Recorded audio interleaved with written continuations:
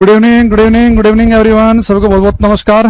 Class start हुई कि भाई आप सभी की बताना एक बार मुझे। फिर आज का हम रंगारंग कार्यक्रम करेंगे शुरू। राहुल, मीना जी, महक कुमारी ये हमारे साथ जुड़ गए हैं। सबसे पहले मैसेज हमारे पास इन दोनों का आया है। तो वरुण, वंदना, सुशील कुमार, ये जैसे आप लाइव आते रहे बताएंगे एक बार ऑडियो वीडियो कैसा है।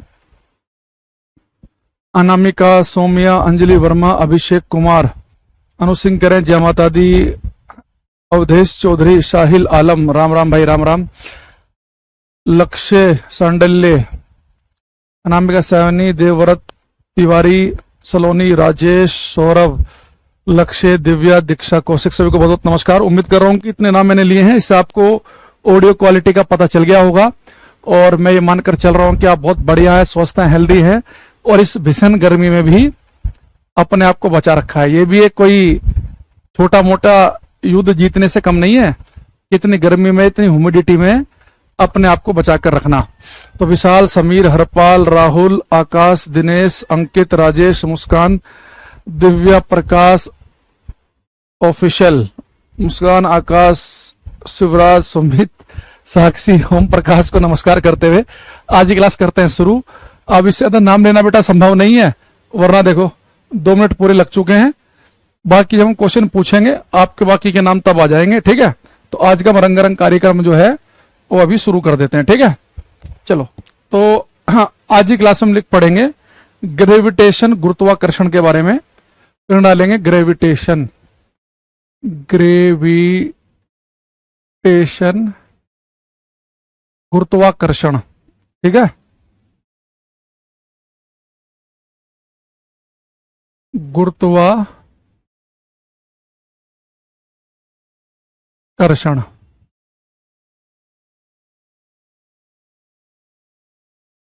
अरे ये क्या हो गया, ठीक। बेटा जो ग्रेविटेशन है, गुरुत्वाकर्षण, बड़ा प्यारा चैप्टर है, मेरे फेवरेट चैप्टर में से एक है ये बच्चे कह रहा है इंदौर में पानी गिर रहा है कल से। इंदौर में से याद आया मुझे, इंदौर हम आने वाले हैं 27 जून को, शायद मैंने कल आपको बताया भी हो।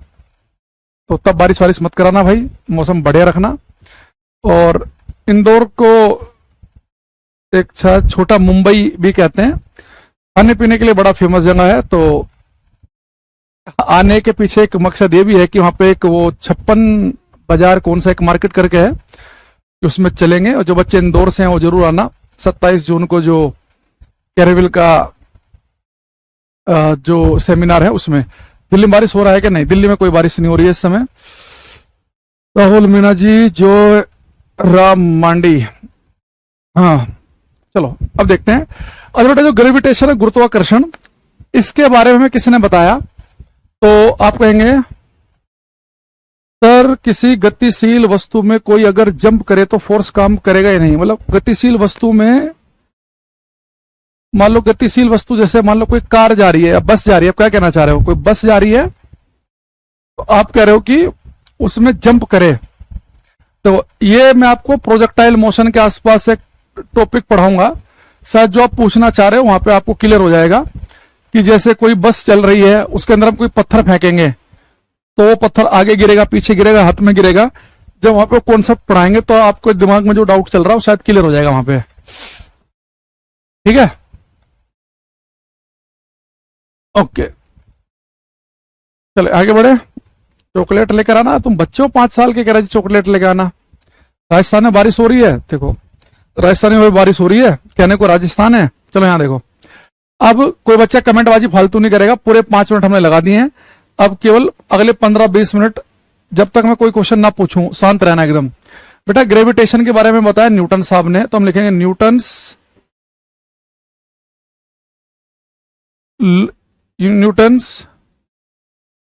पूरा लिख लो नाम, Newton's universal law of gravitation. Newton का गुरुत्वाकर्षण का, न्यूटन का गुरुत्वाकर्षण का सार्वत्रिक या सार्वभौमिक नियम, जो भी आप लिखना चाहो, सार्वत्रिक या सार्वभौमिक नियम। जो न्यूटन साहब ने इसमें बताया क्या, मैं जो न्यूटन का यूनिवर्सल लॉ है, सार्वभौमिक नियम है, इसमें इन्होंने क्या कहा, इन्होंने कहा कि भाई इस पूरे यूनिवर्स में, इस पूरे ब्रह्मांड में अगर कहीं पर भी दो वस्तुएं हैं, वो नजदीक है, दूर है, चाहे बहुत दूर है, अगर उन वस्तुओं के पास मास द्रव्यमान है, यानी वस्तुएं कुछ किलो की हैं, मान लो वस्तु 20 किलो की है, 5 किलो की, ये 2 किलो की है, 1 लाख किलो की, अगर दो वस्तुएं और उनके पास कुछ मास हो, तो दोनों वस्तुएं एक दूसरे को अपनी तरफ को आकर्षित करती हैं, एक दूसरे को अट्रैक्ट करेंगी, और ये जिस फोर्स से एक दूसरे को अपनी तरफ को खींचेंगी उसे हम कहते हैं ग्रेविटेशनल फोर्स, गुरुत्वाकर्षण बल। यानी गुरुत्वाकर्षण बल उन वस्तुओं के बीच में लगेगा जिनके पास कुछ मास द्रव्यमान हो। इसका बड़ा प्यारा सा एग्जांपल है, मेरे हाथ में मार्कर है, जब मैं इस मार्कर को फ्री कर रहा हूं तो नीचे क्यों गिर रहा है, क्योंकि धरती से अपनी तरफ को खींच रही है, तो धरती के पास मास है, धरती भी भाई कुछ तो वजन होगा धरती का, धरती में तो पत्थर है, पहाड़ है, समुद्र, बहुत भारी है धरती तो, और मार्कर के पास भी मास है 20-30 ग्राम तो हो गई, तो दोनों एक दूसरे को अपनी तरफ को अट्रैक्ट कर रहे हैं। तो जब भी कोई वस्तु धरती की तरफ गिरती है तो क्यों गिरती है, क्योंकि धरती और उस वस्तु के बीच में एक आकर्षण बल, एक अट्रैक्शन फोर्स काम कर रहा है। तो दो वस्तुओं के द्रव्यमानों के बीच में जो बल लगता है, द्रव्यमानों की वजह से, मास की वजह से जो फोर्स लगता है, उसे बेटा हम कहते हैं ग्रेविटेशनल फोर्स, गुरुत्वाकर्षण बल। अब आप कहेंगे सर दो वस्तुओं के बीच में जो फोर्स लगता है उनके मास द्रव्यमान की वजह से, ठीक है, उनके बारे में थोड़ा डिटेल में बताया जाए।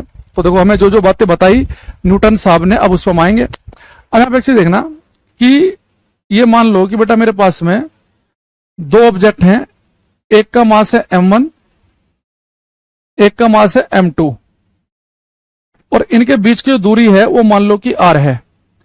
तो अगर दो वस्तुओं के पास मास द्रव्यमान हो तो उनके बीच में जो गुरुत्वाकर्षण बल लगेंगे, तो न्यूटन साहब ने पहले मैं बताया कि जो गुरुत्वाकर्षण बल है, ग्रेविटेशनल फोर्स, ये दोनों वस्तुओं के जो द्रव्यमान है, जो मास है, उनके गुणनफल के, उनके प्रोडक्ट के होगा प्रोपोर्शनल, समानुपाती।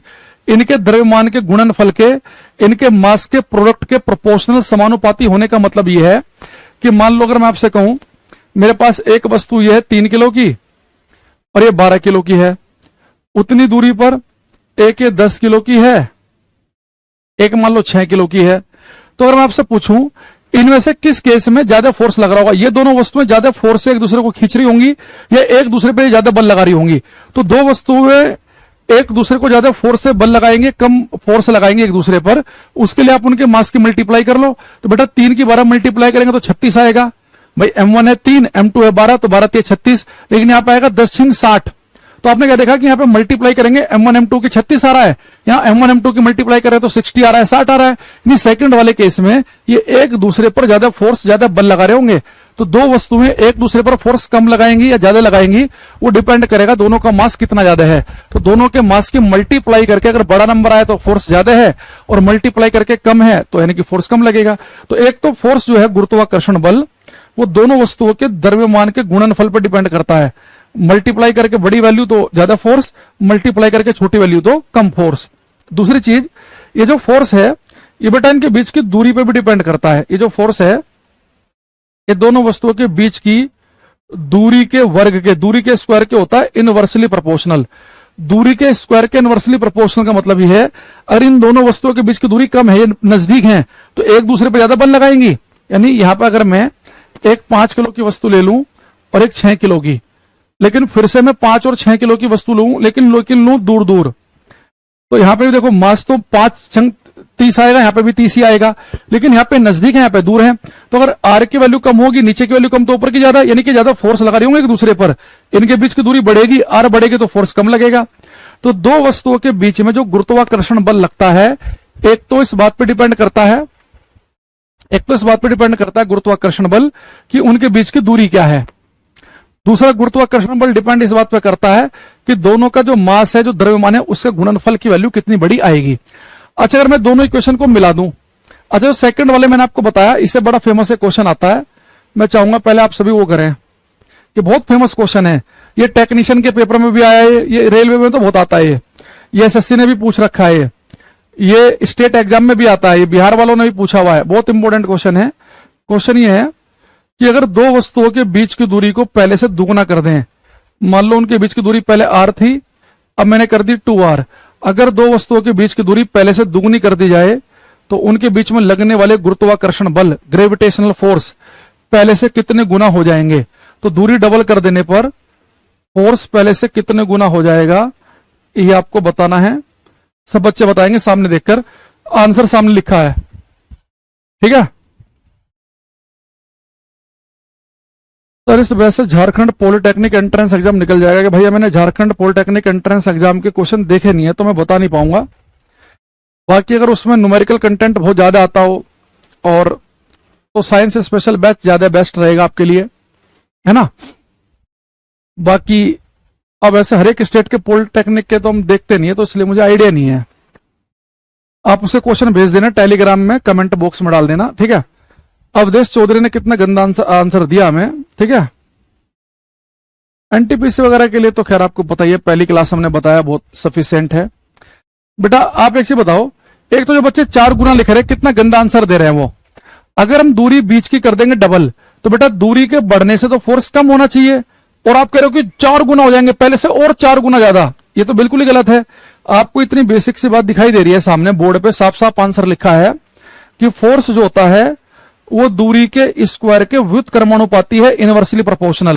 तो दूरी बट आप कर रहे हैं दुगनी, तो दूरी पहले से आपने दुगनी कर दी, तो दूरी तो फॉर्मूले में नीचे लिखा हुआ है ना, तो दूरी दुगनी करी तो दुगना लिखेंगे नीचे, तो दूरी पे स्क्वायर भी है तो दुगने पे भी स्क्वायर करेंगे, तो फोर्स पहले से 1/4 रह जाएंगे। तो जो बच्चे आधा लिख रहे हैं उनका भी गलत है, जो 4 गुना लिख रहे हैं उनका भी गलत है।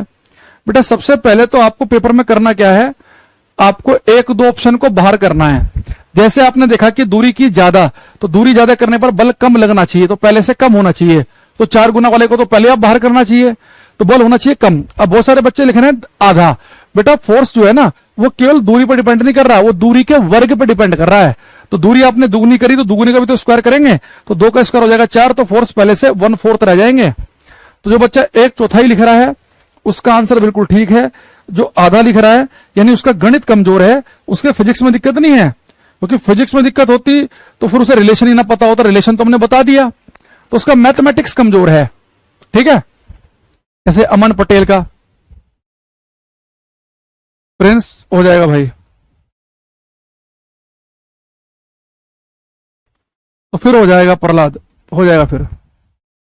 चलो अब यहां देखो, आपके हालात देखकर मुझे लग रहा है कि मुझे क्वेश्चन और पूछना पड़ेगा यहां से। जैसे पहला आपने आंसर दिया, इस बार ठीक देना भाई सभी। 2 वस्तुएं हैं, उनके बीच की दूरी अगर पहले से 1/3 कर दी जाए, 1/3, अगर 2 वस्तुओं के बीच की दूरी पहले से 1/3 कर दें तो उनके बीच में लगने वाले बल पहले से कितने गुना रह जाएंगे, आपको बताना है। ये दूरी 1/3 करने पर बल कितने गुना हो जाएंगे ये बताओ।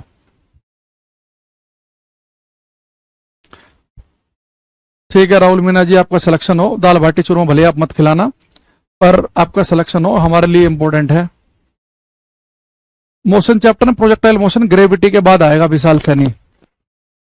अगला चैप्टर जब ग्रेविटी खत्म हो जाएगा तो प्रोजेक्टाइल ही आएगा।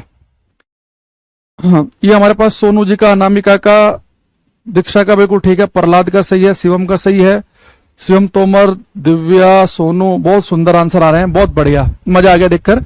एक केवल एक वरुण सक्सेना का और एक अंजलि का गलत है, बाकी जितने बच्चे 9 गुना लिखे हैं सबका ठीक है। बेटा पहले तो देखो कि इस बार दूरी हमने कर दी कम, तो अगर दूरी कम होगी तो मुझे पता है कि फोर्स जो है वो दूरी के स्क्वायर के इनवर्सली प्रोपोर्शनल है। अगर आपने दूरी कम कर दी, दूरी पहले से कर दी 1/3, तो अगर दूरी हमने कम कर दी तो फोर्स तो ज्यादा होंगे, तो फोर्स ज्यादा लगेंगे, तो 1/9 वाले का तो बिल्कुल ही गलत है भाई। दूरी कम होने पर तो फोर्स बढ़ेंगे ना, दूरी जितनी थी उसे 1/3 कर दी, नजदीक लेके आ गया आप उन्हें, तो दूरी कम करने पर फोर्स बढ़ते हैं, दूरी बढ़ने पर फोर्स घट जाते हैं। ये सिंपल सा लॉजिक समझ में नहीं आ रहा आप लोगों को, ठीक है। अच्छा अब यहां देखो, अब हमें पता है कि फोर्स जो है वो दूरी के स्क्वायर के इनवर्सली प्रोपोर्शनल है। दूरी फॉर्मूले में लिखा है नीचे, तो दूरी कर दी 1/3, तो 1/3 को नीचे लिखेंगे, दूरी का स्क्वायर है तो उसका भी स्क्वायर कर देंगे, तो नीचे आ जाएगा 1/9, 9 पहुंच जाएगा ऊपर, यानी फोर्स पहले से 9 गुना हो जाएंगे। मैं फिर से बता रहा हूं भाई, ये फिजिक्स की समस्या नहीं है, ये समस्या मैथमेटिक्स की है कि गणित कमजोर है, लॉजिक कमजोर है, कि हम बताने के बाद गलत कर दे रहे हैं। अगर आपका मैथ बढ़िया होता ना तो इतना बताना मेरे लिए सफिशिएंट था कि दूरी 5 गुना करी तो दूरी लिखा नीचे 5 का स्क्वायर 25, फोर्स हो जाएंगे 1/25। दूरी करी 4 गुना यानी कि 1/16। दूरी करी दुगनी यानी कि 1/4। दूरी कर दी पहले से आधी, तो आधे का मतलब है कि 1/2 का स्क्वायर यानी कि 1/4, 4 पहुंच जाएगा ऊपर, फोर्स हो जाएंगे 4 गुना। दूरी कर दी 1/3, फोर्स हो जाएंगे 9 गुना। दूरी कर दी 1/5, फोर्स हो जाएंगे 25 गुना। तो फिर आप ऐसे ही कर लेते आप भाई, कम से कम यार ये तो आप ऑप्शन कम वैसे ही हटाओ ना कि दूरी अगर हम कम कर रहे हैं तो फोर्स बढ़ने चाहिए। आप 1/9 कर दे रहे हो, कम कर दे रहे हो उन्हें, आपको बढ़ाने हैं, दूरी बढ़ने पर फोर्स कम करना है। ठीक। अच्छा, जो मेरे पास इक्वेशन 1 और 2 है, इन दोनों को मैं कंबाइंड कर रहा हूं, इक्वेशन 1 एंड 2 को। From equations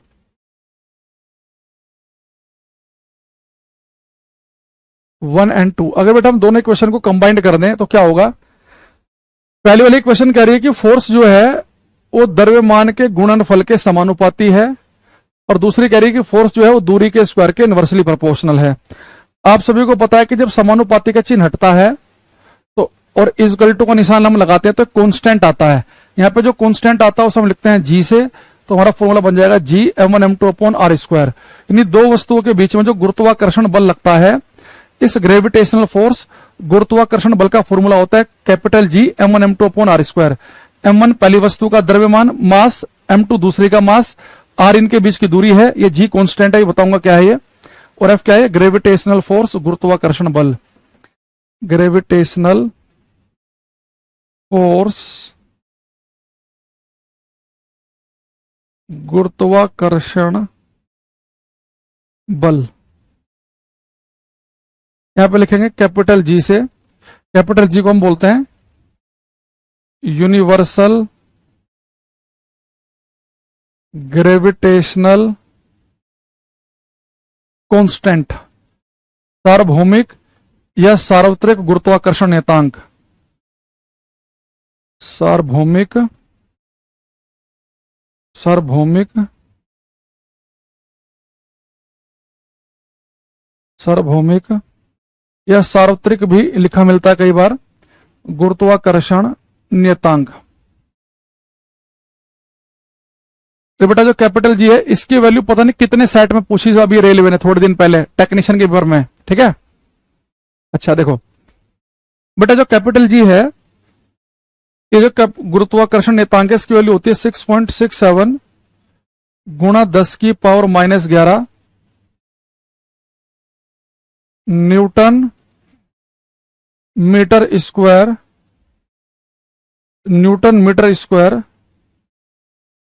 upon kilogram square, newton metre square upon kilogram square. तो कैपिटल जी का मान होता है 6.67 गुणा 10⁻⁻11 newton metre square upon kilogram square.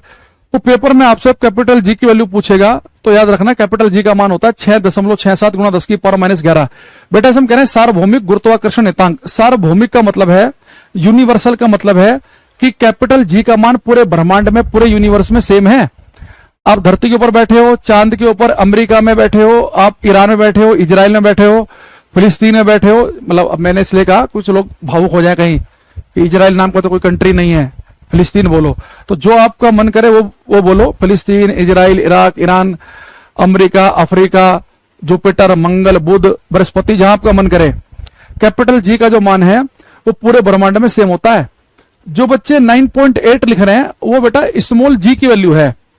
वो जो 9.8 है ना, वो स्मॉल जी का मान है। स्मॉल जी अलग चीज है, वो अभी हम आगे चल के पढ़ेंगे इसी चैप्टर में। अभी जो मैंने कैपिटल जी कहा, ये कैपिटल जी एक फिक्स वैल्यू है, कांस्टेंट है। से पाई होता है ना, पाई की वैल्यू फिक्स होती है 3.14 या 22/7, तो इसे पाई एक कांस्टेंट वैल्यू है। ऐसे कैपिटल जी का मान कांस्टेंट है, नियतांक है। और एक कैसा नियतांक है, सार्वभौमिक, यानी जो हर जगह सर्वत्र जिसकी वैल्यू सेम रहे। तो कैपिटल जी अगर पेपर में कभी आ जाए कि सार्वभौमिक गुरुत्वाकर्षण नियतांक का मान बताइए तो 9.8 मत लिख देना। तो सार्वभौमिक गुरुत्वाकर्षण नियतांक होता है कैपिटल जी, इसकी वैल्यू होती है 6.67 गुणा 10⁻⁻11। अच्छा, अगर मैं आपसे पूछूं कि जो कैपिटल जी की वैल्यू है किसने कैलकुलेट की थी, तो आप क्या बताएंगे कि कैपिटल जी का मान किसने कैलकुलेट किया था, ये बताओ, करो ये।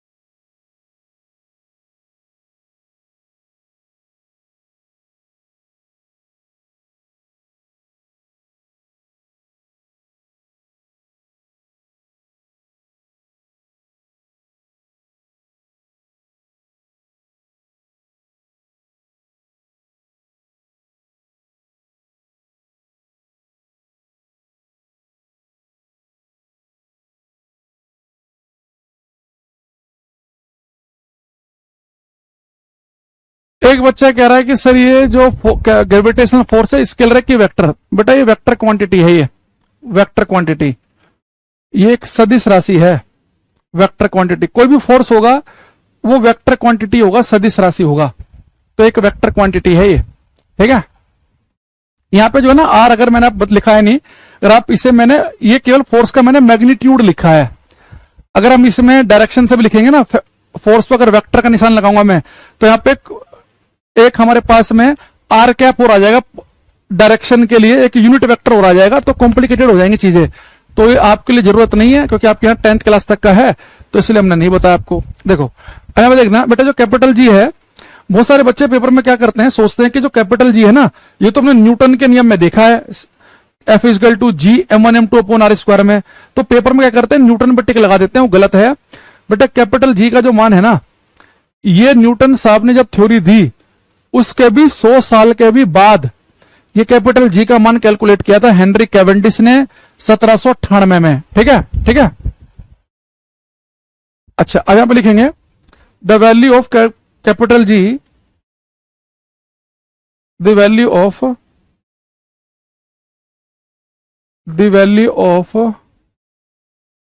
Capital G was calculated by Henry Cavendish in 1798। Capital G का मान 1798 में हेनरी कैवेंडिश ने ज्ञात किया था। कैपिटल जी का मान 1798 में हेनरी कैवेंडिश ने ज्ञात किया था। हो जाएगा ब्रजेश, बिल्कुल। अच्छा, दूसरी चीज, ये जो कैपिटल जी का मान हेनरी कैवेंडिश ने ज्ञात किया 1798 में, ये जो हेनरी कैवेंडिश है ना, ये नाम आपको केमिस्ट्री में भी सुनने को मिलेगा। ये हेनरी कैवेंडिश साहब ने हाइड्रोजन की खोज भी की है। कई बार ये भी आता है कि हाइड्रोजन की खोज किसने की, हेनरी कैवेंडिश ने। कैपिटल जी जो है जिसका मान ये होता है, इसकी खोज किसने की, ये वैल्यू भी कैलकुलेट किसने की, हेनरी कैवेंडिश साहब ने की है, ठीक है। अच्छा, दूसरी चीज, एक बेटा मैंने आपके सामने फॉर्मूला लिखा है F equal to G m1 m2 upon R square. इससे एसएससी सीपीओ में क्वेश्चन आ गया था, बड़ा प्यारा। अगर आप एनसीईआरटी आपने पढ़ी हो 9th क्लास के, उसमें साफ साफ लिखा भी है उस लाइन के बारे में। एनसीईआरटी से डायरेक्ट क्वेश्चन उठाया था उन्होंने। देखो बेटा, जो फॉर्मूला है ना F equal to G m1 m2 upon R square, ये फॉर्मूला उसने कहा कि किस तरह के वस्तु पे काम करता है। ये फॉर्मूला बेटा केवल उसी ऑब्जेक्ट पे काम करता है, उन्हीं वस्तुओं पे काम करता है जिनका साइज बिल्कुल पॉइंट के बराबर हो। यानी कि ये फॉर्मूला जो है बिंदु द्रव्यमानों पे काम करता है, पॉइंट मास पर। यानी कि जो वस्तु है उसका साइज बिल्कुल पॉइंट के बराबर होना चाहिए।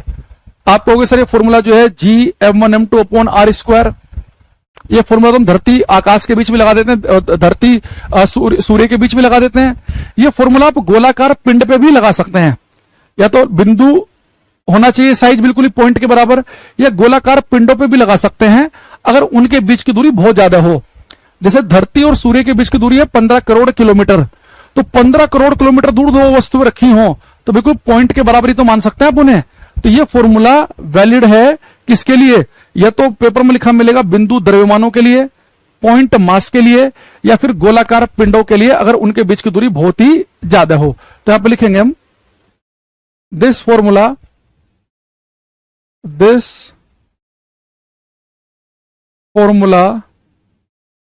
is valid for point masses or spherical bodies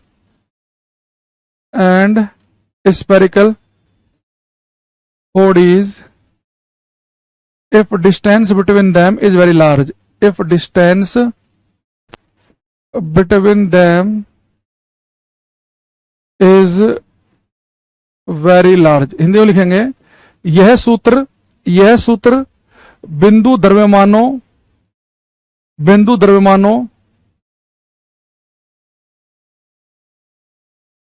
यह सूत्र बिंदु द्रव्यमानों और गोलाकार पिंडों के लिए वैध है। यह सूत्र लिख लो हिंदी वालों, यह सूत्र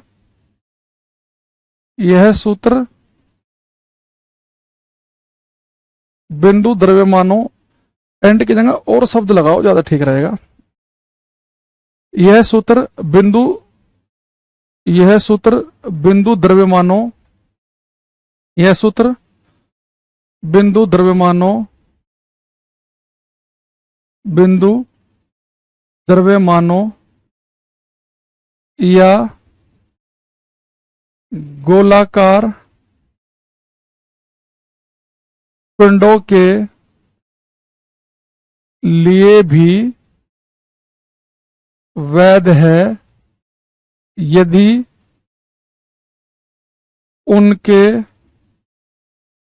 बीच की दूरी बहुत अधिक हो। तो बेटा फॉर्मूला आप किस पे अप्लाई कर सकते हैं? या तो बिल्कुल पॉइंट मास हो, यानी जो मास है वो बिल्कुल पॉइंट साइज का हो, या फिर गोलाकार पिंडों पे भी अप्लाई कर सकते हैं और उनके बीच की दूरी बहुत ही ज्यादा है। ठीक है, अब देखो पेपर में वो आपसे ये नहीं पूछ रहा कि G F equal to G M1 M2 upon R square, ये सबको पता है फॉर्मूला। वो क्या पूछ रहा है, ये फॉर्मूला किस तरह की वस्तु पे काम करेगा, जिनका साइज बिंदु के बराबर का होगा, या गोलाकार पिंडों के लिए भी आप अप्लाई कर सकते हैं अगर उनके बीच की दूरी बहुत ज्यादा हो। वो क्या पूछ रहा है, इस फॉर्मूले में जो कैपिटल जी लिखा हुआ है, आप ये बताइए कि जो कैपिटल जी लिखा हुआ है इसकी वैल्यू किसने कैलकुलेट की? हमने कहा जी हेनरी कैवेंडिश ने की, और कब की? 1798 में। आपसे कोई पूछ सकता है कि भाई ये बताओ कि जो कैपिटल जी है इसका मान कितना है, तो कैपिटल जी का मान हमें पता है। दूसरी चीज ये बेटा मैंने आपको हमने जो फॉर्मूला लिखा है इसे, यह क्वेश्चन क्या पूछ रहा है वो कि अगर दूरी डबल कर देंगे तो फोर्स कितने रह जाएंगे? 1/4। ये हमने क्या पढ़ा था इससे पहले कि दूरी 1/3 कर देंगे 1/3 तो फोर्स हो जाएंगे 9 गुना। तो इस तरह की बातें आपसे फॉर्मूले में पूछ रहा है वो। दूसरी चीज जो मैं अब अगला क्वेश्चन पूछूंगा ये बड़ा प्यारा है, बड़े ध्यान से बताना। क्या यह क्लास लाइव है? तो भाई लाइव लिखा तो लाइव ही होगी, 50 बार कमेंट करने से रिकॉर्डेड थोड़ी ना हो जाएगी है। ठीक है, चलो अब यहां पे देखते हैं, आगे बढ़ते हैं हम। अब एक चीज और देखना है यहाँ पे, एक ये राहुल मीना है ना, ये भी दिमाग से पैदल है क्लास में। इसे पढ़ना लिखना एक पैसे का नहीं है, बस बड़े बड़ी बातें करनी है इसे। जब से आया क्लास में कमेंट्री इसकी चालू है, मुझे समझ नहीं आता कि अब कैसे ऐसे बच्चा टाइम खराब कैसे कर सकता है। जब हम पढ़ते थे, ईमानदारी से बताऊं मैं आपको, अगर टीचर मान लो मोटिवेट कर रहा है, ठीक है, वो मोटिवेशन अगर एक लिमिट से थोड़ा ज्यादा हो जाता था ना, तो मैं लगता था सर 1 घंटे की क्लास है, क्यों टाइम खराब कर रहे हो, पढ़ा लो।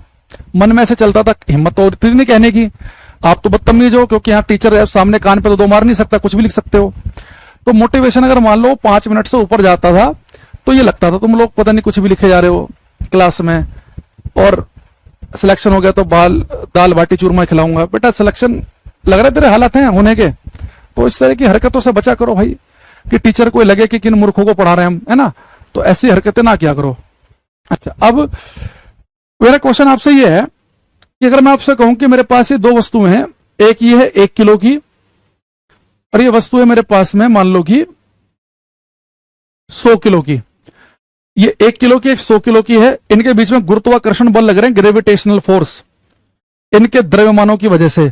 तो मेरा क्वेश्चन ये है कि 1 और 100 किलो की जो वस्तुएं जब एक दूसरे को अपनी तरफ को आकर्षित करेंगी, अट्रैक्ट करेंगी, तो आपको बताना है कि 1 किलो की वस्तु 100 किलो वाली पे ज्यादा बल लगाएगी, या 100 किलो वाली 1 किलो पे अधिक बल लगाएगी। 1 किलो वाली 100 पे ज्यादा बल लगाती है कि 100 किलो वाली 1 पे ज्यादा बल लगाती है?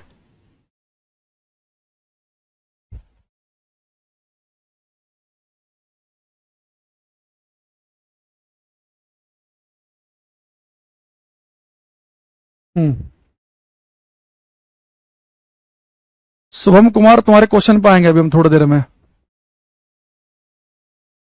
तो आपको बताना है कि एक वस्तु 1 किलो की है, एक 100 किलो की है, तो इनके बीच में जब गुरुत्वाकर्षण बल लगते हैं, एक दूसरे को अट्रैक्ट करती हैं, तो 1 किलो वाली 100 किलो पे ज्यादा बल लगाते हैं कि 100 किलो वाली 1 पे? प्रशंसा बर्मन का ठीक आंसर है एकदम।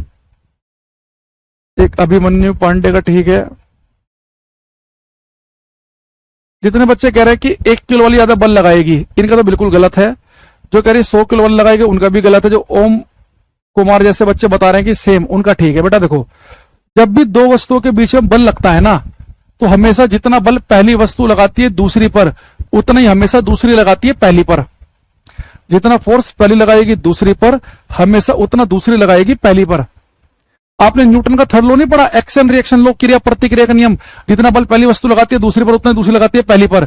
जब भी दो वस्तुओं के बीच में बल लगते हैं, इस बात से कोई फर्क नहीं पड़ता कि एक 10 ग्राम की है और दूसरी 1,00,000 किलो की है। जितना फोर्स पहली वस्तु लगाती है दूसरी पर, उतना ही दूसरी लगाती है पहली पर। मेरे हाथ में भी ये मार्कर है, आपको पता है ये मार्कर जब नीचे गिर रहा है, धरती जितने फोर्स से इस मार्कर को अपनी तरफ खींच रही है ना, ये मार्कर भी ठीक उतने ही बल से धरती को अपनी तरफ खींचता है।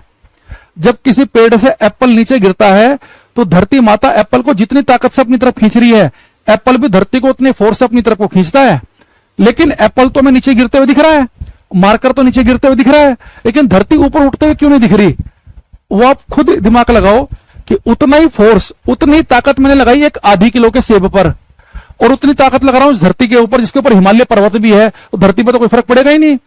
जब दो वस्तुओं के बीच में गुरुत्वाकर्षण बल लगते हैं, दोनों एक दूसरे पर बराबर बल ही लगाते हैं, लेकिन उनमें जो वस्तु भारी होगी, जिसका मास ज्यादा होगा, वो वस्तु आपको एक्सिलरेट होते हुए नहीं दिखेगी, वो वस्तु आपको तेजी से भागते हुए नहीं दिखेगी। क्योंकि आप खुद सोचो, आपने एक फॉर्मूला पढ़ा है F=ma।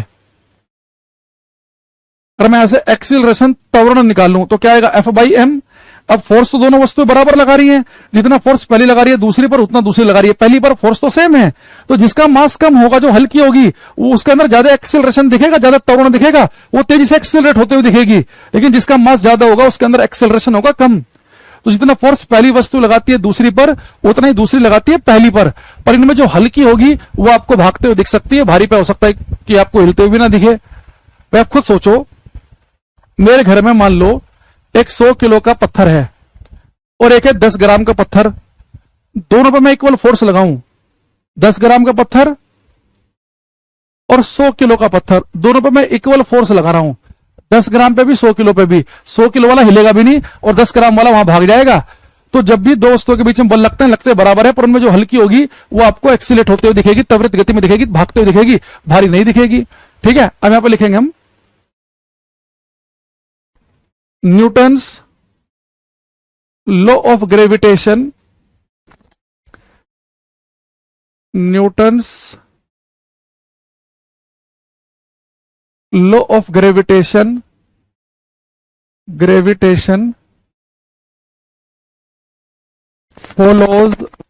follows Newton's third law of motion. Third law of motion Hindi में लिखेंगे न्यूटन का गुरुत्वाकर्षण का नियम। न्यूटन का गुरुत्वाकर्षण का नियम। न्यूटन का गुरुत्वाकर्षण का नियम न्यूटन के गति के तीसरे नियम का अनुसरण करता है। बेटा जो ग्रेविटेशन वाला नियम है, ये थर्ड लॉ को फॉलो करता है कि जितनी वस्तु फोर्स लगाएगी पहली दूसरी पर, उतना दूसरी लगाएगी पहली पर। जैसे पेपर में क्वेश्चन कुछ ऐसे आया था, ये धरती माता है अर्थ, ये है मून, चंदा मामा मून। ठीक है, अब मान लो कि बेटा धरती है मून है, तो धरती माता जो है ये मून को मान लो कि अपनी तरफ को खींच रही है ए फोर्स से, और मून जो है धरती को अपनी तरफ को खींच रहा है बी फोर्स से। तो पेपर में आया था कि बताओ कौन सा स्टेटमेंट सही है, कि ए बड़ा है बी से, कि बी बड़ा है ए से, कि दोनों बराबर हैं, या कह नहीं सकते। एग्जैक्ट यही ऑप्शन थे, कांट से कह नहीं सकते। तो कह रहा है कि धरती लगा रही है मून को ए बल से खींच रही है, मून धरती को बी बल से खींच रहा है, तो कौन सा बल बड़ा है? हम कहेंगे दोनों बराबर ही हैं। जितना फोर्स पहली वस्तु लगाती है दूसरी पर, हमेशा ही उतना दूसरी लगाती है पहली पर। तो धरती माता जो है जितना फोर्स सूर्य पे लगाती है ना, तो सूर्य भी धरती पे उतना ही बल लगाता है। लेकिन धरती और सूर्य में क्या है कि धरती बहुत हल्की है सूर्य के सामने, जैसे धरती क्या होती है उसी फोर्स से घूम जाती है, सूर्य के चक्कर काट रही है। सूर्य बहुत भारी है, उससे कोई इतना खास फर्क पड़ भी नहीं रहा। तो जितना फोर्स पहली वस्तु लगाएगी दूसरी पर, उतने हमेशा लगाती है दूसरी पहली पर। ठीक है, अच्छा सेकंड, ये बेटा जो ग्रेविटेशनल फोर्स है, गुरुत्वाकर्षण बल, जो दो वस्तुओं के बीच में लगते हैं उनके द्रव्यमान की वजह से, ये फोर्स ध्यान रखना, ये हमेशा अट्रैक्टिव नेचर के होते हैं, आकर्षित करने वाले, ठीक है, अट्रैक्टिव नेचर के। कभी ऐसा नहीं होगा कि दो वस्तुओं के पास मास द्रव्यमान है और उसकी वजह से वो एक दूसरे को दूर फेंकती हो, नहीं। जैसे आपको पता ना, चार्ज आवेश में रिपल्सन भी हो सकता है, पॉजिटिव पॉजिटिव चार्ज रिपेल करते हैं, नेगेटिव नेगेटिव चार्ज रिपेल प्रतिकर्षित करते हैं, लेकिन दो वस्तुओं के पास मास है तो उनके बीच में हमेशा अट्रैक्शन होगा। तो जो ग्रेविटेशनल फोर्स है ये हमेशा होता है अट्रैक्टिव फोर्स, आकर्षित करने वाले। तो धरती और एप्पल के बीच में हमेशा आकर्षण ही पैदा होगा, धरती एप्पल को दूर नहीं फेंक के मारेगी अपने से। तो गुरुत्वाकर्षण बल एक तो अट्रैक्टिव फोर्स है, तो दूसरा बेटा ये वीक दुर्बल बल है। इस यूनिवर्स में, इस ब्रह्मांड में अगर सबसे दुर्बल, सबसे कमजोर, सबसे खत्म बल अगर कोई है तो गुरुत्वाकर्षण बल है वो। जैसे कि अब एक बच्चा पूछ भी रहा था, उसने कहा सर एक चीज बताओ कि मान लो कि यहां पे आपका मार्कर है, ऐसे मैं एग्जांपल ले लेता हूं, ये मेरा मार्कर है, मान लो यहां पे मोबाइल रखा हुआ है, तो मास तो मोबाइल और मार्कर के पास भी है, तो ये एक दूसरे को दोनों अट्रैक्ट क्यों नहीं कर रहे हैं? हमारे घर में एक जगह कटोरी रखी है, गिलास रखा है, तो कटोरी गिलास आपस में आके चिपक क्यों नहीं जा रहे हैं? उसकी वजह यह कि बेटा फोर्स बहुत ही कमजोर, बहुत ही दुर्बल है। यहां देखो, जैसे आप यहां पे क्या करेंगे, यहां पे आपने मास रखा कटोरी का, यहां पे रखा गिलास का, यहां पे इनके बीच की दूरी, यहां तक तो कोई दिक्कत नहीं है। लेकिन जैसे आप जी की वैल्यू पुट करोगे ना फॉर्मूले में, तो जी की वैल्यू में आता है 10 की पावर -11। 10 की पावर -11 बहुत छोटी वैल्यू है। 10 की पावर माइनस का मतलब है पॉइंट के बाद 1 2 3 4 5 6 7 8 9 10 11, यानी लगभग जीरो। तो बेटा ये कैपिटल जी का माने लगभग लगभग जीरो सही है ये। तो जब इसकी जीरो के किसी के साथ मल्टीप्लाई होगी तो जीरो ही बना देगा। तो फोर्स बहुत ही वीक फोर्स है। ये फोर्स बहुत ही बड़ी बड़ी वस्तुओं के बीच में थोड़े ऑब्जर्व कर सकते हैं आप। धरती सूर्य, धरती चांद, धरती पेन, धरती मार्कर, यानी कम से कम एक वस्तु तो भारी हो। ये हल्की फुल्की वस्तुओं के बीच में आपको ऑब्जर्व नहीं होंगे। तो गुरुत्वाकर्षण बल बहुत ही वीक, बहुत ही कमजोर बलों में आते हैं। ये हल्की फुल्की वस्तुओं के बीच में आपको दिखेंगे नहीं। तो ये पेन और पेंसिल के बीच में नहीं दिखेंगे, क्योंकि पेन और पेंसिल के बीच में बहुत ही कमजोर बल लगेंगे। लेकिन ये पेंसिल को धरती भारी होगी, एक चीज तो भारी होगी, धरती ज्यादा फोर्स से खींच रही होगी, और ये इस पेंसिल को भी धरती ज्यादा फोर्स से खींच रही होगी, तो एक दूसरे की तरफ को भाग ही नहीं पाएंगे कभी ये। तो ये फोर्स बहुत ही वीक में आते हैं। ऐसे नहीं होगा कि मैं यहां खड़ा हूं, आप यहां खड़े हैं और आके हमारे सर आपस में टकरा गए। तो लिखेंगे gravitational forces are weak and attractive force. Gravitational forces are weak and attractive force. गुरुत्वाकर्षण बल दुर्बल और आकर्षित बल होते हैं। गुरुत्वाकर्षण बल दुर्बल और आकर्षित बल होते हैं। Gravitational forces are weak and attractive force. तो दुर्बल और आकर्षित बल होंगे, ठीक है। ऐसे जब हम आपको इलेक्ट्रिसिटी में पढ़ाऊंगा, अगर ये पढ़ा दिए तो आपको पता ही होगा, इलेक्ट्रिसिटी में आपको पढ़ाऊंगा न्यूक्लियर फोर्स, नाभिकीय बल। तो न्यूक्लियर फोर्स इस ब्रह्मांड के सबसे स्ट्रॉन्ग फोर्स हैं। तो नाभिकीय बल पूछेगा तो सबसे मजबूत होते हैं, गुरुत्वाकर्षण बल पूछेगा तो और सबसे कमजोर बल होंगे गुरुत्वाकर्षण बल, ग्रेविटेशनल, ठीक। दूसरा बेटा, जो मैं आपको जब न्यूक्लियर फोर्स नाभिकीय बल पढ़ाऊंगा तो बताऊंगा कि नाभिकीय बल सबसे मजबूत हैं, स्ट्रॉन्ग हैं, पर लेकिन वो बहुत ही छोटी दूरी पे काम करते हैं, जैसे नाभिक के अंदर, न्यूक्लियस के अंदर। लेकिन जो गुरुत्वाकर्षण बल है ना, ये हर दूरी की वस्तुओं के बीच में लगते हैं। ये धरती एप्पल के बीच भी लग रहे हैं, धरती सूर्य के बीच भी। ये यूनिवर्सल है, ये पूरे ब्रह्मांड में वस्तु नजदीक हो चाहे दूर हो, हर दूरी के लिए वैलिड है। तो लिखेंगे gravitational forces are valid, gravitational forces are valid for all distances, for all distances। Bracket में लिखेंगे short and long both। Hindi में लिखेंगे गुरुत्वाकर्षण बल सभी दूरियों के लिए वैध है, छोटी और बड़ी दोनों। जरूर लिख लेना ब्रैकेट में, छोटी और बड़ी दोनों। गुरुत्वाकर्षण बल सभी दूरियों के लिए वैध है, छोटी और बड़ी दोनों। गुरुत्वाकर्षण बल दुर्बल और आकर्षित बल होते हैं। गुरुत्वाकर्षण बल न्यूटन के तीसरे नियम का अनुसरण करते हैं। ये सारी बातें हमें लिखनी है। अब बच्चों को क्या पता होता है गुरुत्वाकर्षण बल के नाम पे F = G m1 m2 upon r²। मैंने कहा वो ये फॉर्मूला पूछ ही नहीं रहा है। वो पूछ क्या रहा है, ये गुरुत्वाकर्षण बल कमजोर है कि स्ट्रॉन्ग है, वीक फोर्स है, हमेशा किस नेचर के हैं, अट्रैक्टिव नेचर के हैं। न्यूटन के किस नियम को फॉलो करते हैं, तीसरे नियम को, कि जितना बल पहली वस्तु लगाएगी दूसरी पर उतना ही दूसरी लगाएगी पहली पर। ये फोर्स जो है F = G m1m2 upon r square, ये फॉर्मूला किस पे काम करेगा सर, ये पॉइंट बिंदु आवेशों पे, बिंदु द्रव्यमानों पे काम करेगा, या गोलाकार पिंड अगर हैं उन पे भी काम कर जाएगा, बस उनके बीच की दूरी ज्यादा होनी चाहिए। यहाँ कैपिटल जी का मान किसने कैलकुलेट कर लिया, ये पता होना चाहिए। ये किस दूरी के लिए वैलिड है, सभी दूरियों के लिए वैलिड है, ये हमें आना चाहिए। तो गुरुत्वाकर्षण बल के नाम पर, ये फॉर्मूले के नाम पर, ये आपको इतने पॉइंट यहां तक पता होने चाहिए। तो मैं मान के चल रहा हूं कि यहां तक की बात आपको समझ में आई है। तो यहां तक किसी कोई डाउट है तो मुझे बताओ, फिर मैं आपको अभी कैपिटल जी बताया, वो तो कांस्टेंट है पाई की तरह, तो उसमें पढ़ने लायक तो कुछ है नहीं, उसके लिए पूरे ब्रह्मांड में फिक्स है। स्मॉल जी के बारे में हल्का सा जिक्र हम पहले कर चुके हैं, आज हम डिटेल में करने वाले हैं। तो यहां तक किसी कुछ पूछना है तो पूछ सकता है वो, ठीक है।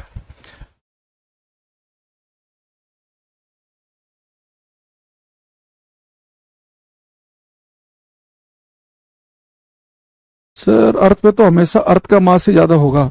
अर्थ पे तो अर्थ का मास ही ज्यादा होगा, भी वो सही बात है किसी भी वस्तु के कंपैरिजन में।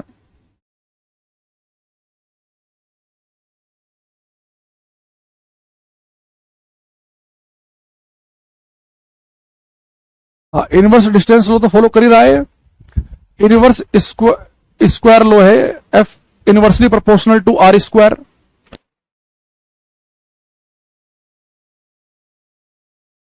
कृष्णा भाई जो पढ़ाया जा रहा है उसे पढ़ लो। इस तरह की बातों के लिए आप कॉल सेंटर में फोन किया करो, यहाँ केवल फिजिक्स की बात करने आया करो। एक कैपिटल जी का मान 9.8 बता रहा भैया, स्मॉल जी का मान 9.8 होता है। प्रशांत कुमार क्या कर रहे हो तुम, क्या पढ़ रहे हो तुम पिछले आधे पौन घंटे से, जो तुम्हें कैपिटल जी का मान 9.8 लिख रहे हो। एक कह रहा मून में ग्रेविटी क्यों नहीं है, कौन कह रहा है कि मून में ग्रेविटी नहीं है, किसने कहा तुम्हारे से, कहां से पढ़ा तुमने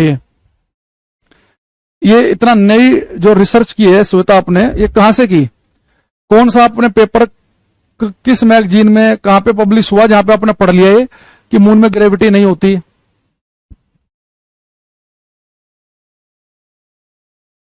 न्यूटन ने जी का मान रखा नहीं था, ये तो हेनरी कैवेंडिश ने कैलकुलेट किया था, एक एक्सपेरिमेंट किया था, कैवेंडिश एक्सपेरिमेंट कहते हैं उसे। न्यूटन ने तो जी का मान कैलकुलेट किया ही नहीं।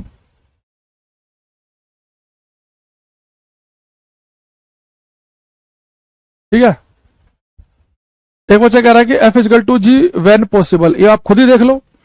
देखो अगर कभी ऐसा हो कि मैं दो वस्तुएं लूं और उनका मास जो है वो हो 1 यूनिट, यानी कि 1-1 किलोग्राम, तो अगर 1-1 किलोग्राम की दो वस्तुएं अगर 1 यूनिट की दूरी पर, यानी कि 1 मीटर की दूरी पर रखी हो, पहली वस्तु का मास भी 1 किलोग्राम, दूसरी का मास भी 1 किलोग्राम, अगर दो वस्तुएं 1-1 किलोग्राम की हैं, अगर वो 1 मीटर की दूरी पर रखी हो, तो उनके बीच में जो फोर्स लगेगा वो ग्रेविटेशनल कांस्टेंट, गुरुत्वाकर्षण नियतांक के बराबर हो जाएगा। अगर पहली का मास भी m है, 1 किलो है, दूसरी का भी 1 किलो है, उनके बीच की दूरी भी 1 मीटर है, तो F = G तब होगा जब दोनों वस्तुओं का मास 1-1 यूनिट हो और बीच की दूरी भी क्या हो, 1 यूनिट ही हो। ठीक है, चलो अब यहां पे हम आते हैं आगे। जो आपके कुछ डाउट हैं वो एक्चुअल में अभी स्मॉल जी से रिलेटेड है, वो अभी हो जाएंगे आपके जब पूरा पढ़ लेंगे हम। ये हम लिखेंगे, ये मैं आपको हल्का सा पहले बता चुका हूं, आज थोड़ा सा ज्यादा डीप में जाएंगे हम। एक्सिलरेशन ड्यू टू ग्रेविटी, गुरुत्वीय त्वरण, इसे लिखता हूं स्मॉल जी से। ठीक है, देखो बेटा कैपिटल जी और स्मॉल जी में बहुत सारे बच्चे कंफ्यूज रहते हैं। अगर मैं आपसे कहूं कि जो कैपिटल जी है ये क्या है, आप कहेंगे सर एक फिक्स वैल्यू है ये, जिसकी मान कभी नहीं बदलता, इसका मान पूरे ब्रह्मांड में हर जगह सेम है, ये जो आपने लिखवाया ये तो एक कांस्टेंट है पाई की तरह।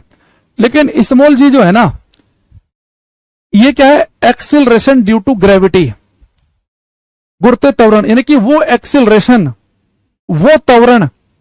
एक्सेलरेशन क्या होता है सर, आपने बताया था कि एक्सेलरेशन का मतलब होता है वेलोसिटी में चेंज होना, वेग में परिवर्तन होना, या और सिंपल भाषा में एक्सेलरेशन का मतलब होता है या तो स्पीड बढ़े या स्पीड घटे या डायरेक्शन बदल जाए। तो किसी वस्तु के अंदर एक्सेलरेशन पैदा हो रहा है, उसका वेग बदल रहा है, उसकी वेलोसिटी बदल रही है, लेकिन किस वजह से, ग्रेविटी की वजह से। तो वो एक्सेलरेशन जो ग्रेविटी पैदा करे वो एक्सेलरेशन, वो त्वरण जो ग्रेविटी पैदा करे उसे हम कहते हैं एक्सेलरेशन ड्यू टू, किसके कारण? ड्यू टू कारण ग्रेविटी। तो ग्रेविटी होता है धरती किसी वस्तु पे जो बल लगाती है ना, धरती किसी भी चीज को अपनी तरफ को खींचती है, जिस बल से उसे हम कहते हैं ग्रेविटी। जैसे आपने सुना होगा ना कि मार्कर नीचे को गिरा, ग्रेविटी की वजह से धरती खींच रही है। तो वो एक्सेलरेशन जो ग्रेविटी पैदा करे उसे हम कहते हैं एक्सेलरेशन ड्यू टू ग्रेविटी। क्या ग्रेविटी एक्सेलरेशन पैदा करती है? बिल्कुल करती है। मेरे हाथ में मार्कर है, छोड़ रहा हूं, नीचे आ रहा, स्पीड बढ़ रही है, एक्सेलरेट कर रही है। मार्कर ऊपर फेंक रहा हूं, स्पीड घट रही है, यानी कि एक्सेलरेट कर रही है। स्पीड का बढ़ना भी एक्सेलरेशन, स्पीड का घटना भी एक्सेलरेशन होता है, और डायरेक्शन का बदलना भी। तो वो एक्सेलरेशन जो ग्रेविटी पैदा करे उसे हम कहते हैं एक्सेलरेशन ड्यू टू ग्रेविटी। और इसकी जो वैल्यू है वो अर्थ पे होती है 9.8 मीटर पर सेकंड स्क्वायर। तो बेटा मैंने आपको बताया था कि जो स्मॉल जी है, जिसे हम कहते हैं गुरुत्वीय त्वरण, वो त्वरण जो गुरुत्व पैदा करे, जो धरती पैदा करे, तो वो एक्सेलरेशन जो ग्रेविटी पैदा करे, इसकी वैल्यू धरती पे है 9.8 मीटर पर सेकंड स्क्वायर। और इसका मतलब मैंने आपको बताया था कि जी की वैल्यू 9.8 का मतलब क्या है। जिस बच्चे ने सारी क्लास ले रखी है उसे पता होगा। देखो, जी की वैल्यू 9.8 है, इसका मतलब मैंने आपको बताया था कि अगर धरती पे कोई वस्तु आपके हाथ में है, जैसे अपने हाथ में एक सेब पकड़ो या मार्कर पकड़ो, पेन पकड़ो, उसे छोड़ दो, तो धरती पे जब कोई चीज आप छोड़ेंगे ना, तो धरती पे कोई चीज छोड़ते हैं तो जब वो वस्तु नीचे की तरफ आएगी तो उसकी स्पीड हर सेकंड कितनी बढ़ती है? 9.8। तो धरती पे जी की वैल्यू 9.8 का मतलब यह है कि जब भी कोई वस्तु धरती पे छोड़ी जाएगी तो प्रत्येक सेकंड, हर सेकंड उस वस्तु की स्पीड कितनी बढ़ेगी? 9.8 मीटर पर सेकंड। तो जब भी कोई वस्तु धरती पे गिरती है तो उसकी स्पीड हर सेकंड 9.8 बढ़ती है। ऐसे मैंने आपसे कहा था कि किसी वस्तु को आप ऊपर फेंको, तो ऊपर जब किसी वस्तु को फेंकेंगे तो हर सेकंड उसकी स्पीड 9.8 घटेगी धरती पे। तो जी की जो वैल्यू है धरती पे 9.8 का मतलब है कि जब कोई वस्तु धरती पे नीचे की तरफ गिरती है उसकी स्पीड 9.8 बढ़ती है। लेकिन अगर मैं मून की बात करूं, मून पे जो ग्रेविटी की वैल्यू है वो धरती पे ग्रेविटी की वैल्यू की है 1/6, यानी जी की वैल्यू धरती पे 9.8 मीटर पर सेकंड स्क्वायर, मून पर होगी इसकी 1/6, यानी कि 1.63 मीटर पर सेकंड स्क्वायर। यानी अगर आप चांद पे पहुंच गए, चांद पर और चांद पे जाके अगर आपने कोई पत्थर छोड़ दिया तो चांद पे पत्थर बिल्कुल वैसे नहीं गिरेगा जैसे धरती पे गिरता है। जब धरती पे कोई पत्थर गिरता है उसकी स्पीड हर सेकंड 9.8 बढ़ती है, लेकिन चांद पे हर सेकंड 1.63 ही बढ़ेगी, यानी चांद वस्तु धीरे धीरे नीचे आएगी। तो इसका मतलब ये नहीं कि चांद पे ग्रेविटी नहीं है, चांद पे भी वस्तु नीचे गिर रही है, बस धरती के मुकाबले थोड़ा धीरे गिरेगी। यानी धरती के मुकाबले वहां जी की वैल्यू है 1.6। ठीक है। अच्छा, दूसरी चीज, अगर मैं आपसे बोलूं आप चले जाओ जुपिटर पे, बृहस्पति ग्रह पर, जुपिटर पे जी की वैल्यू जो है वो लगभग 25 है, यानी कि जुपिटर खतरनाक है। अगर जुपिटर पे मैंने कोई चीज छोड़ दी, भाई साहब एक सेकंड में स्पीड 25 बढ़ जाएगी। यानी जुपिटर पे अगर कोई वस्तु आपके हाथ से गिर गई बहुत तेजी के साथ नीचे गिरेगी। यानी अगर जुपिटर पे अगर आप पहले फ्लोर से भी गिर गए ना तो भाई साहब हाथ पैर टूट जाएंगे, क्योंकि गिरते ही एक सेकंड के बाद ही 25 स्पीड बढ़ जाएगी, जबकि धरती पे तो 9.8 ही बढ़ती है। तो अगर आप जितना प्रभाव आपको धरती पर तीसरे फ्लोर पे गिरने से होगा या दूसरे फ्लोर से गिरने पर होगा, उतना जुपिटर पे हो सकता है कि एक फ्लोर गिरने पे ही हो जाए। तो जुपिटर पे हर सेकंड स्पीड बढ़ती है 25, चांद बढ़ती है 1.63, धरती पे 9.8, यानी कि जो स्मॉल जी है इसकी वैल्यू कांस्टेंट नहीं है। कैपिटल जी का मान पूरे ब्रह्मांड में फिक्स है, लेकिन स्मॉल जी देखो धरती पे इसका मान कुछ और है, चांद पे कुछ और है, बृहस्पति ग्रह पे कुछ और है, मंगल पे कुछ और है। अलग अलग ग्रह पर स्मॉल जी का मान अलग अलग है। यानी जब मैं कोई पत्थर पकड़ूंगा उसे अलग अलग ग्रह पे छोड़ूंगा तो किसी ग्रह पे बहुत जल्दी नीचे आ जाएगा, किसी बहुत ही आराम आराम से आएगा। स्मॉल जी का मान कांस्टेंट नहीं है, पूरे ब्रह्मांड में सेम नहीं है। कैपिटल जी एक कांस्टेंट है। स्मॉल जी क्या बताता है कि जब कोई वस्तु फ्री फॉल करती है, मुक्त रूप से गिरती है, तो उसकी स्पीड हर सेकंड कितनी बढ़ेगी? धरती पर 9.8 बढ़ेगी, चांद पे इतनी बढ़ेगी और जुपिटर पे इतनी बढ़ेगी। ठीक है। अच्छा, दूसरा कह रहा है और सर सन पे शायद 270 के आसपास है। सन का मुझे अभी एग्जैक्ट याद नहीं आ रहा, मैं एक बार क्रॉस चेक कर लेता हूं। 270 के आसपास है शायद से।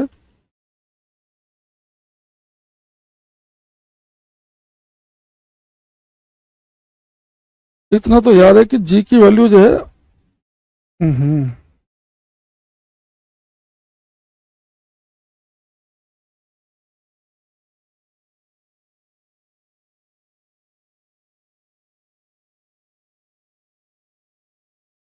274, हाँ 274, मतलब वो ये कि 270 मेरे याद था, तो 274 है सन पर। सन का कोई पूछेगा नहीं आपसे, अगर आपका मन करे तो लिख लो भाई।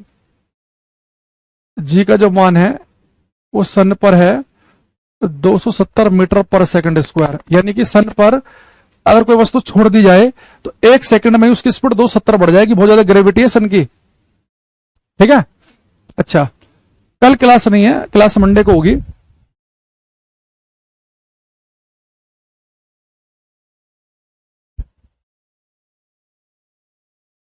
एक the force is attractive, so what is done when two things meet each other, then what is there existence. समझ में नहीं आया भाई क्या पूछना चाह रहे हो आप, ठीक है। अच्छा, अब आप कहेंगे सर अगर जी की वैल्यू अलग अलग आकाशीय पिंडों पर अलग अलग है, जी का मान धरती पे कुछ और है, चांद पे कुछ और है, जुपिटर पे कुछ और है, सन पे कुछ और है, मंगल पे कुछ और है, 3.77 के आसपास है मंगल पे, तो इसका मतलब है कि जी का मान जो है, स्मॉल जी की बात कर रहा हूं मैं, कैपिटल जी नहीं, कैपिटल जी तो फिक्स है हर जगह। तो अगर मैं आपसे कहूं कि भाई जी का मान अलग अलग आकाशीय पिंडों पर अलग अलग है, इसका मतलब है कि जी का मान किसी चीज पर डिपेंड कर रहा है, किसी चीज पर। चांद पे कुछ हो रहा है जी का मान, धरती पे कुछ हो रहा है, मंगल पे कुछ हो रहा है, बृहस्पति पे कुछ हो रहा है, सूर्य पे कुछ हो रहा है, यानी कोई तो ऐसा फैक्टर है जिस पर ये स्मॉल जी का मान डिपेंड कर रहा है। अब स्मॉल जी का मान अलग अलग ग्रह पर अलग अलग आकाशीय पिंडों पर अलग अलग क्यों है? देखो, स्मॉल जी जो है ना, इसका फॉर्मूला होता है capital G M upon R square. यहां बेटा कैपिटल जी तो आपको पता ही है, ये तो कॉन्स्टेंट है पूरे ब्रह्मांड में। यहां पे एम का मतलब क्या है? मास ऑफ प्लैनेट, ग्रह का द्रव्यमान, या आकाशीय पिंड जो भी आप लोगे। मैं ग्रह का एग्जांपल ले लेता हूं, ग्रह का द्रव्यमान। और आर क्या है? रेडियस ऑफ प्लैनेट, ग्रह की त्रिज्या। अब यहां बड़े ध्यान से देखना बेटा, ये स्मॉल जी का जो फॉर्मूला है, अगर आप इसे बड़े ध्यान से देखें, इसमें जो कैपिटल जी है भाई, इसकी वैल्यू तो हर जगह फिक्स होती है, इसे तो भूल जाओ। अब मुझे एक चीज बताओ, जो स्मॉल जी का मान है डिपेंड करता है कि भैया जो ग्रह है उसके मास और उसकी रेडियस पे। तो मुझे बताओ, जितने भी ग्रह हैं, चाहे धरती है, मंगल है, बुध है, बृहस्पति है, शुक्र है, शनि है, क्या इन सबके मास और रेडियस सेम है? नहीं, हर एक ग्रह के मास अलग है, हर एक ग्रह की रेडियस अलग है। इसका मतलब क्या हुआ? अगर सबके मास और रेडियस अलग अलग हैं, मास अलग अलग, सबकी रेडियस अलग अलग, तो सब पे जी का मान भी अलग अलग आएगा। तो हर एक ग्रह पर जी का मान अलग अलग क्यों है? क्योंकि हर एक ग्रह के द्रव्यमान और त्रिज्या एक दूसरे से अलग अलग है, इसलिए जी का मान अलग अलग होता है। तो स्मॉल जी का मान सब जगह सेम नहीं होगा। तो अगर आपसे कोई पूछे कि स्मॉल जी और कैपिटल जी में क्या फर्क है, आप कहेंगे कैपिटल जी एक कांस्टेंट है जिसकी वैल्यू फिक्स है, वो बिल्कुल पाई की तरह फिक्स मान है उसका। लेकिन जो स्मॉल जी है वो है एक्सिलरेशन ड्यू टू ग्रेविटी, यानी ग्रेविटी की वजह से जो एक्सिलरेशन पैदा होगा, कि अलग अलग ग्रह पर स्मॉल जी का मान अलग अलग का मतलब ये है कि अलग अलग ग्रह की ग्रेविटी जो है अलग अलग एक्सेलरेशन पैदा करेंगी। धरती पे कोई वस्तु गिरेगी, हर सेकंड स्पीड 9.8 बढ़ेगी, चांद पे 1.63 बढ़ेगी, मंगल पे 3.77 बढ़ेगी, जुपिटर पे 25 बढ़ेगी, सन पे 274 बढ़ेगी। तो अलग अलग है, ठीक है। अर्थ की रेडियस कितनी है? देखो, अगर आपसे कोई अर्थ का मास और अर्थ की रेडियस पूछ ले, उसे लिख लेना ये फैक्ट के तौर पर। अर्थ का जो मास है, द्रव्यमान, ये लगभग लगभग है 6 गुणा 10 की पावर 24 किलोग्राम। और अर्थ की जो रेडियस है, एक एवरेज औसत त्रिज्या, वो लगभग है 6400 किलोमीटर। तो पृथ्वी की त्रिज्या जो है 6400 किलोमीटर, ये आप कह सकते हैं 6.4 गुणा 10 की पावर 6 मीटर। तो पृथ्वी की त्रिज्या लगभग 6400 किलोमीटर है और अर्थ का द्रव्यमान 6 गुणा 10 की पावर 24।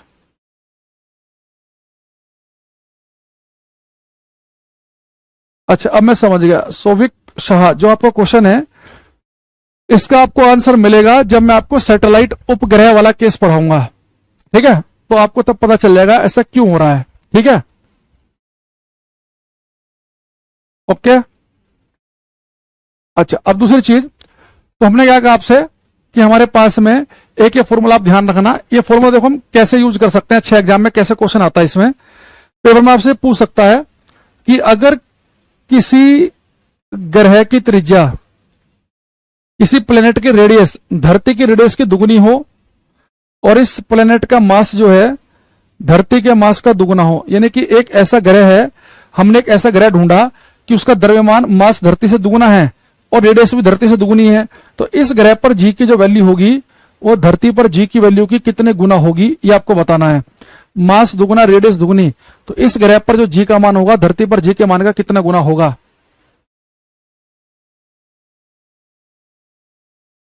एक कह रहा है कि बहुत सारी जगहों पर जहां पर ग्रेविटी काम नहीं करती। अच्छा भाई, नहीं करती होगी। ये करो भाई क्वेश्चन।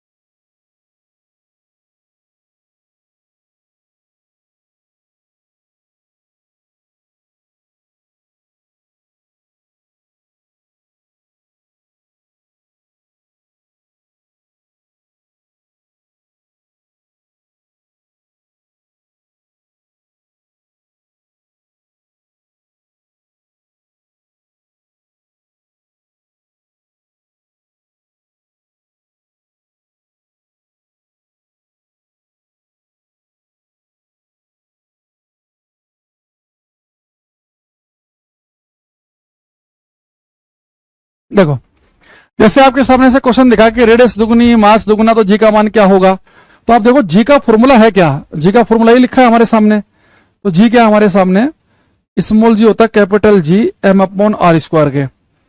तो कोई ग्रह हो, धरती हो, पूरे ब्रह्मांड में कैपिटल जी का मान तो बदलता नहीं है, तो ये तो कॉन्स्टेंट है, से हटा दो। अच्छा, इस ग्रह पे मास कितना है, दुगुना, तो मास की जगह दुगुना है तो ऊपर मास ऊपर लिखा तो ऊपर 2 लिख दिया। त्रिज्या भी कितनी है, दुगुनी, तो रेडियस तो नीचे लिखा हुआ है, लेकिन रेडियस पे स्क्वायर भी, तो स्क्वायर भी आ जाएगा, तो हो गया 2/4।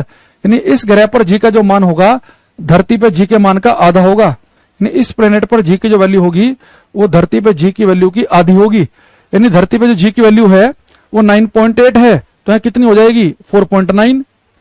अगर आप एग्जैक्ट वैल्यू भी निकालना चाहो, धरती पे जी का मान 9.8 है, तो इस पर होगी आधी, यानी कि 4.9 मीटर पर सेकंड स्क्वायर। समझ गया। तो जिन बच्चों ने आधा लिखा उनका ठीक है भाई, मास डबल है, रेडियस भी डबल है, पर रेडियस का स्क्वायर करेंगे तो 4 आ जाएगा, ऊपर 2 है तो 1/2, यानी यहाँ पे जी का मान होगा धरती पे जी के मान का आधा। अगर यहाँ 9.8 है तो यहाँ 4.9 ही होगा। ठीक है।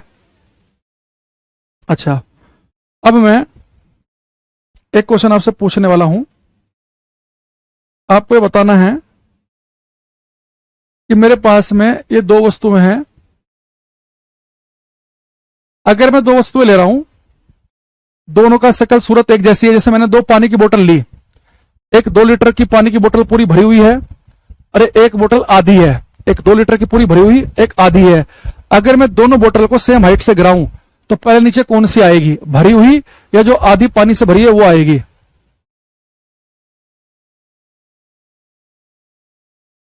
हाँ वरुण, बिल्कुल ठीक कह रहे हो आप।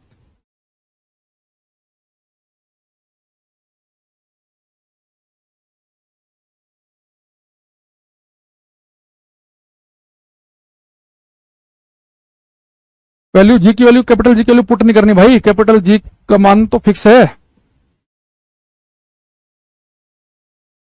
अरे भाई मान वैल्यू क्यों लिख रहे हो तुम इसमें, आपने कहा कि भाई मास दुगुना रेडियस दुगुनी, तो कंपेयर कर लो, मास दुगुना या 2 आ गया, रेडियस दुगुनी 2 का स्क्वायर 4, यानी कि जी का मान 1/4 बचेगा। यहाँ पे वैल्यू क्यों पुट कर रहे हो तुम, वो तो मैंने ऐसे बताया, एक बच्चे ने पूछ लिया और ये डायरेक्ट पूछ भी लेता है एग्जाम में कई बार, उसे आप पुट नहीं कर रहा वैल्यू को, लगो तुम सोल्व करने। देखो बेटा, अगर हम सेम हाइट से 2 चीजें गिराते हैं ना, वो दोनों बिल्कुल एक साथ नीचे आकर गिरती हैं। आप यहां बड़े ध्यान से देखो, मैं आपसे बार बार क्या बोल रहा हूं कि अगर हम धरती पे किसी वस्तु को गिराएंगे तो उसकी स्पीड हर सेकंड 9.8 बढ़ेगी। धरती पे जब भी कोई वस्तु गिराते हैं उसकी स्पीड हर सेकंड 9.8 बढ़ती है। मैंने ये तो कहा नहीं आपसे कि 9.8 स्पीड हर सेकंड बढ़ेगी, हल्की की या भारी की। आप धरती पे हल्की वस्तु लो चाहे भारी लो, अगर आपने कोई वस्तु धरती पे छोड़ दी ना, उसकी स्पीड हर सेकंड 9.8 बढ़ेगी। अगर हम हवा का प्रभाव नेगलेक्ट कर दें, अगर मैं एयर को, देखो फिजिक्स में हम हमेशा एयर का प्रभाव 0 मान के चलते हैं, हम ये मान के चलते हैं कि हमारे आसपास एयर नहीं है, वैक्यूम है, हवा का कोई प्रतिरोध नहीं है। अगर एयर ना होना, आप चाहे 10 ग्राम की चीज लेना, चाहे 100 किलो की चीज लेना, सेम हाइट से गिराओगे ना, बिल्कुल हर सेकंड दोनों की स्पीड सेम ही बढ़ेगी। अब एक चीज बताओ, 1 किलो की वस्तु है 100 किलो की, 1 किलो की वस्तु की स्पीड भी हर सेकंड 9.8 बढ़ रही है, इसकी स्पीड भी हर सेकंड उतना ही बढ़ रही है। अगर दोनों की स्पीड हर सेकंड ही 9.8 बढ़ेगी तो दोनों साथ साथ चलेंगी, बिल्कुल एक साथ आगे गिरेंगी। अगर डेली लाइफ में अगर आप हवा भी है तो मैंने कहा कि दोनों वस्तुएं फिर एक जैसी ले लो। भाई 2 लीटर की पानी की बोतल ही है, 2 लीटर की है, ये पूरी भरी है, आधी भरी है, तो भाई दोनों का अगर शेप एक जैसी है तो एयर का फ्रिक्शन भी दोनों पे सेम ही लगेगा, तो दोनों बिल्कुल एक साथ ही आगे गिरेंगी। अगर पेपर में वैक्यूम लिख दे, निर्वात लिख दे, ध्यान रखना, वस्तु 1 किलो है चाहे 500 किलो है, बिल्कुल एक साथ आगे गिरती हैं। लेकिन डे लाइफ में हमें ऐसा क्यों लगता है, डे लाइफ में हमें ऐसा क्यों लगता है कि भारी चीजें पहले गिरती हैं? क्योंकि डे लाइफ में हम क्या करते हैं, हमारे दिमाग में तुरंत क्या आता है, हल्की में हम क्या ले लेते हैं, कागज का पन्ना, चिड़िया का पंख, तो वो एक्चुअली ज्यादा हल्के हैं, तो एयर रेजिस्टेंस उनके ऊपर ज्यादा काम करेगा, तो इसलिए देर में आपको नीचे गिरते हुए दिखेंगे। अगर मैं हवा में भी 2 वस्तु ले लूं और जिनके मास अलग अलग तो हो, पर काफी ये हो 100 किलो की, ये मान लो 70 kilo, 100 kilo 70 kilo same height से गिरोगे, एक साथ नीचे गिरेंगी, क्योंकि उन पर आप हवा का प्रभाव नेगलेक्ट मान सकते हो, क्योंकि काफी भारी वस्तुएं हैं। तो अगर हम सेम हाइट से 2 वस्तुएं गिराते हैं, दोनों बिल्कुल एक साथ नीचे आकर गिरेंगे। उसकी वजह यह है क्योंकि जितना एक्सिलरेशन इसका है उतना इसका है, इसकी स्पीड भी हर सेकंड 9.8 बढ़ रही है, इसकी भी 9.8 बढ़ रही है। तो अगर पेपर में आपसे कहे कि वैक्यूम में, निर्वात में सेम हाइट से अगर 2 वस्तुएं गिराई जाए तो कौन सी पहले गिरेगी, हम बोलेंगे दोनों बिल्कुल एक साथ गिरेगी। अगर एक चिड़िया का पंख है और 1 किलो का सेब भी है तो भी एक साथ गिरेंगी। अगर वैक्यूम में अगर हवा का प्रभाव नहीं है, बिल्कुल एक साथ आगे गिरती हैं, बिल्कुल एक साथ। अगर एयर है, हवा है, तो फिर भारी वस्तु पहले गिर जाएगी, हल्की बाद में, और उनके मास का बहुत ज्यादा डिफरेंस होगा। तो जैसे कागज का पन्ना और एक आपने 50 किलो की चीज ले ली, तो पेपर में जब पूछेगा तो हमेशा वो वैक्यूम का जिक्र करेगा कि निर्वात में सेम हाइट से गिराई गई 2 वस्तुएं, हल्की भारी, हम बोलेंगे दोनों एक साथ गिरेगी। तो मैंने क्या किया, एक वस्तु ले ली 10 किलो की, एक किलो की, तो अगर हवा का प्रभाव ना हो तो वस्तु चाहे 1 किलो हो चाहे 100 किलो हो, वो बिल्कुल एक साथ नीचे आके गिरती हैं। वजह क्या है, आजकल पूछता है कि दोनों एक साथ नीचे क्यों गिरती हैं, खुद कहेगा कि दोनों एक साथ गिरेंगी, पर क्यों एक साथ इसलिए नीचे आकर गिरेंगी कि जितना एक्सेलरेशन इसका है 9.8, इसकी स्पीड भी हर सेकंड 9.8 बढ़ रही है, उतना ही एक्सेलरेशन इसका भी है 9.8, इसलिए एक साथ गिरेंगी। और 2 वस्तुएं अलग अलग मास की हों तो नीचे गिरते समय उनके पास सेम होता है एक्सेलरेशन, सेम एक्सेलरेशन से गिरती हैं, इसलिए एक साथ नीचे आकर गिरेंगी। ठीक है, strike at the same time.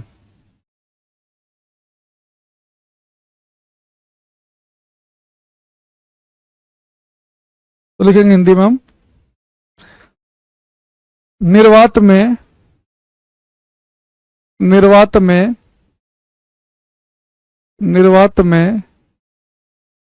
समान ऊंचाई से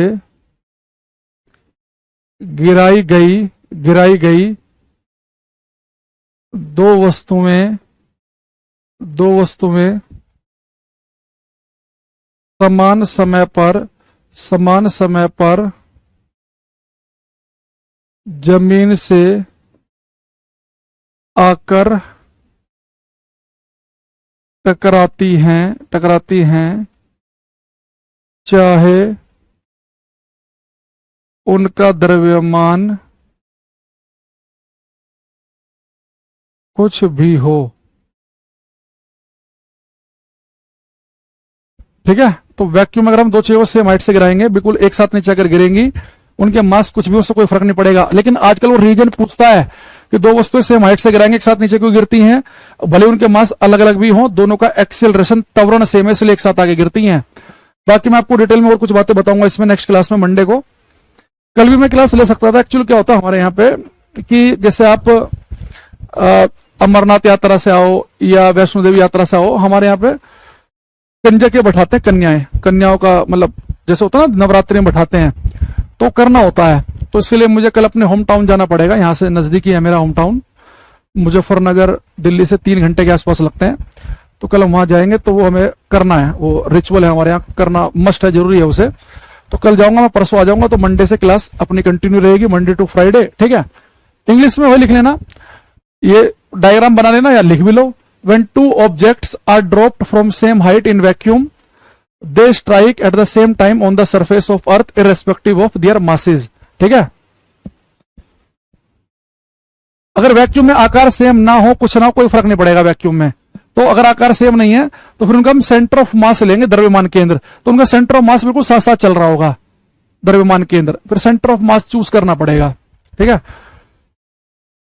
सर क्या वैक्यूम में रह सकते हैं? भाई वैक्यूम में कैसे रहोगे? सांस लेने के लिए ऑक्सीजन नहीं चाहिए तुम्हें। वैक्यूम का वाला होता है जब कुछ ना हो, खाली जगह, ठीक है। और वैक्यूम की स्पेलिंग सही लिखो। वैक्यूम की स्पेलिंग होता है VACWM, के बाद ई नहीं आएगा ये।